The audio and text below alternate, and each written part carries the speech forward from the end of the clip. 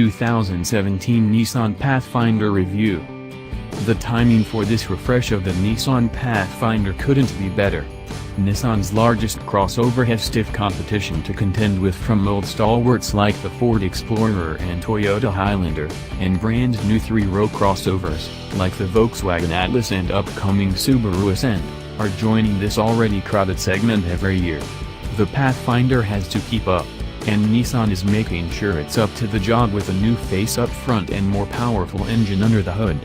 The rest remains status quo for the most part, which is fine since the Pathfinder was an above-average option to begin with. Better engine. The Pathfinder's 3.5-liter V6 engine has been upgraded with direct injection and a higher compression ratio, and 50% of its parts are new. The result is a big jump in power.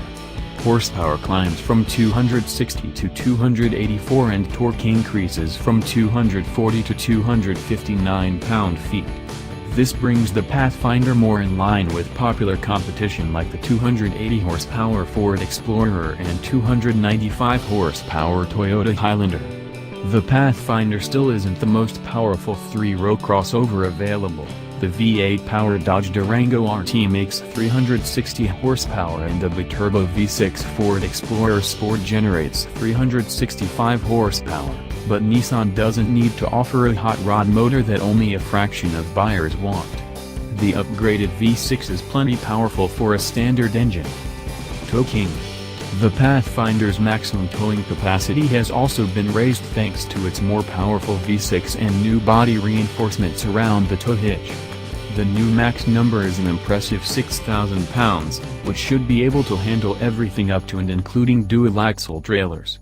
Most competitors top out at 5,000 pounds, and only the aforementioned V8-powered Durango can tow more than the Nissan with a max rating of 7,200 pounds, but it also starts more than $10,000 higher than the base Pathfinder. Easy third row. The plight of the third-row passenger is real, with most manufacturers of large crossovers assuming only small in stature adults or highly flexible children will climb back there. The Pathfinder, however, uses what Nissan calls a latch-and-glide system, which is marketing speak for second-row seats with flip-up bottom cushions that allow them to slide forward farther against the back of the front seats. This creates the largest opening possible for real people, not just children, to get to the third row. What's more, you can leave a child's seat right where it is and still use this feature. The opening will be smaller, but it's still workable. For kids, at least.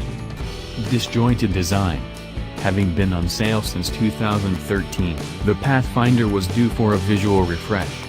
For 2017, Nissan has moved the Pathfinder away from the Windswept, aerodynamic look of prior model years in favor of something more square-off and chiseled.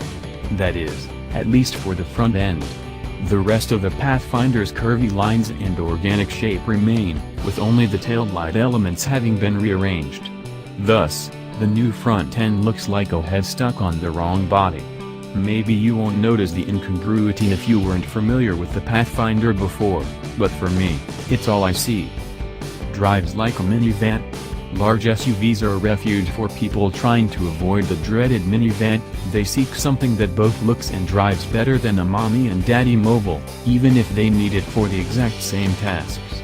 Looks aside, see the con above. The Pathfinder's ride and handling actually mimic those of a minivan more than its competition. It's eminently comfortable in a straight line, keeping all passengers coddled and well isolated from road imperfections, yet when it comes to turns, the Pathfinder would prefer you slow way down. There's plenty of body roll to reinforce that preference. It may look like an SUV, but the Pathfinder is a minivan at heart.